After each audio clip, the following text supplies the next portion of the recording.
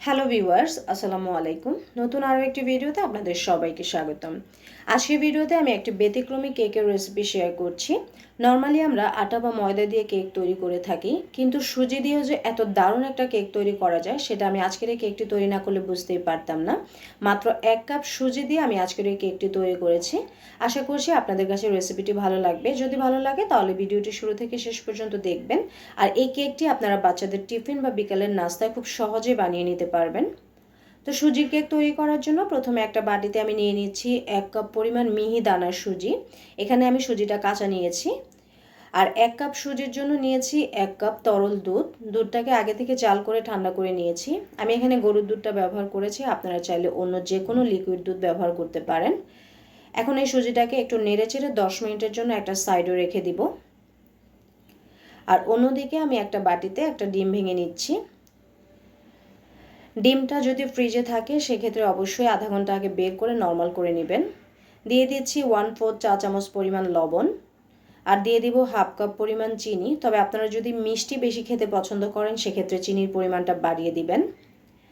আর দিয়ে দিব আমি এখানে 1/2 কাপ পরিমাণ রান্নার সয়াবিন তেল। এখন তেল, চিনি এবং ডিমটাকে খুব ভালোভাবে একটা হ্যান্ড হুইস্কের সাহায্যে বিট করে নিতে হবে। এই কাজটা একটু সময় নিয়ে করতে হবে, কারণ এই ডিমের মিশ্রণটা যত ভালোভাবে বিট করবেন আপনাদের কেকটা ততটাই সফট এবং ফ্লাফি হবে। তো চেষ্টা করবেন চিনিটা যতক্ষণ পর্যন্ত গলে না যায় এবং ডিমের কালারটা চেঞ্জ না হয় ততক্ষণ পর্যন্ত বিট করার জন্য। আমি মোটামুটি 7-8 মিনিট বিট করার পরে চিনিটা গলে গিয়েছে এবং দেখতেই পাচ্ছেন কালারটাও কিন্তু চেঞ্জ হয়ে এসেছে। এখন আমি এখানে শুকনো উপকরণগুলো দিয়ে দিব। তার জন্য একটা চালনিতে আমি দিয়ে দিচ্ছি 1 কাপ পরিমাণ ময়দা। আপনারা চাইলে ময়দার পরিবর্তে আটাও ব্যবহার করতে পারবেন, কোনো সমস্যা নেই। দিয়ে দিচ্ছি 3 টেবিল চামচ পরিমাণ গুঁড়া দুধ, 1 চা চামচ পরিমাণ বেকিং পাউডার এবং দিয়ে দিচ্ছি 1/2 চা চামচ পরিমাণ বেকিং সোডা। এখন সবকটা উপকরণকে খুব ভালোভাবে চালনির সাহায্যে চেলে নিতে হবে। কেক তৈরি করার সময় শুকনো উপকরণগুলো যদি আপনারা একটা চালনি দিয়ে চেলে দেন তাহলে কেকটা ভালো হয়। এখন শুকনো উপকরণগুলোকে আলতো করে মিশিয়ে নিতে হবে। এই কাজটা একটু আস্তে আস্তে করতে হবে আর এক পাশ থেকে ঘুরিয়ে ঘুরিয়ে এটা মিশিয়ে নিতে হবে। এখানে গুঁড়ো দুধটা সম্পূর্ণ অপশনাল। আমি এখানে টেস্ট বাড়ানোর জন্য গুঁড়ো দুধটা ব্যবহার করেছি, আপনারা না চাইলে নাও দিতে পারেন। তো এটা মেশানো হয়ে গিয়েছে। এখন আমি আগে থেকে তৈরি করে রাখা সুজির মিশ্রণটা এর সাথে দিয়ে দিচ্ছি। এখন সবকটা আবারও ভালোভাবে মিশিয়ে নিতে হবে। আর এই ব্যাটারটা একটু ভালোভাবে খেয়াল রাখতে হবে, ব্যাটারটা যেন খুব বেশি পাতলা বা খুব বেশি ঘন না হয়। যদি আপনাদের কাছে এখানে ব্যাটারটা খুব বেশি ঘন মনে হয় তাহলে আপনারা এখানে আরও একটু তরল দুধ ব্যবহার করতে পারেন। তবে আমার কাছে মনে হয়েছে ব্যাটারের কনসিস্টেন্সিটা ঠিক আছে, সেজন্য আমি এখানে আর কোনো এক্সট্রা পানি বা দুধ ব্যবহার করব না। এই ব্যাটারটা কিন্তু নর্মাল কেকের ব্যাটারের মতোই হবে। দেখতেই পাচ্ছেন ব্যাটারের কনসিস্টেন্সিটা কেমন হয়েছে। তো আমার ব্যাটারটা রেডি হয়ে গিয়েছে। অন্যদিকে আমি কেকটা যে মোল্ডে তৈরি করব সেই মোল্ডটা রেডি করে নিচ্ছি। কেকের মোল্ডে আমি তেল ব্রাশ করে ওপরে খাতার লেখার সাদা কাগজ আমি দিয়ে দিয়েছি। আপনাদের কাছে যদি বাটার পেপার থাকে সেটাও ব্যবহার করতে পারবেন। এখন ব্যাটারটা ওপর থেকে আলতোভাবে ঢেলে নিতে হবে। তো ব্যাটারটা সম্পূর্ণ ঢেলে নেওয়া হয়ে গিয়েছে। চেষ্টা করবেন ওপর থেকে ঢালার জন্য, তাহলে ভেতরে কোনো বাতাস থাকলে সেটা বের হয়ে যাবে। আর এইভাবে হাত দিয়ে একটু কয়েকবার ট্যাপ করে দিতে হবে, তাহলে ভেতরে কোনো বাতাস থাকলে সেটা বের হয়ে আসবে। এখন আমি এখানে কিছু কিশমিশ ছিটিয়ে দিচ্ছি। আপনারা চাইলে এখানে বাদাম, চেরি কুচি যে কোনো কিছু ব্যবহার করতে পারেন। এটা সম্পূর্ণ অপশনাল, আপনাদের ইচ্ছে না হলে নাও দিতে পারেন।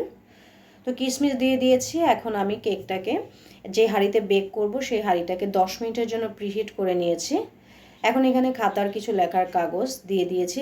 এই লেখার কাগজটা দেওয়ার কারণে কেকের উপরে খুব সুন্দর একটা কালার আসবে। তারপর একটা স্ট্যান্ড বসিয়ে দিয়েছি। এখন স্ট্যান্ডের উপরে আমি কেকের মোলটা বসিয়ে দিচ্ছি। একটা ঢাকনা দিয়ে ঢেকে চুলার আঁচটা একদম মিডিয়াম টু লো হিটে আমি প্রায় 30 মিনিট এটাকে বেক করব। তো 30 মিনিট পরে দেখুন মাশাআল্লাহ কেকে কত সুন্দর একটা কালার এসেছে এবং কেকটা খুব সুন্দরভাবে ফুলেছে। অনেকে চাইলে এখানে আপনারা এই খাতার কাগজের পরিবর্তে বালি বা লবণও ব্যবহার করতে পারেন, সমস্যা নেই। তবে এই খাতার কাগজটা দেওয়ার কারণে খুব সুন্দর একটা কালার কিন্তু কেকের উপরে আসবে। আর চেষ্টা করবেন সিলভারের ঢাকনা ব্যবহার করার জন্য। তো কেকটাকে আমি এখন ঠান্ডা করে মোল্ড আউট করে নিয়েছি।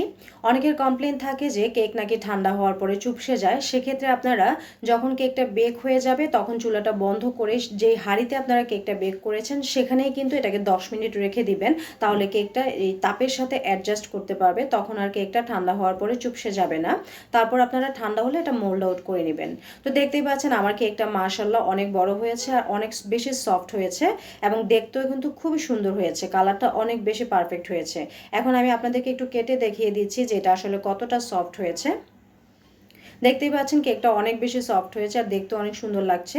তো আশা করছি আমার আজকের রেসিপিটি আপনাদের কাছে ভালো লেগেছে। যদি ভিডিওটি ভালো লাগে তাহলে আশা করব ভিডিওতে একটা লাইক, কমেন্ট এবং শেয়ার করবেন। সবাই ভালো থাকবেন, সুস্থ থাকবেন। আল্লাহ হাফেজ।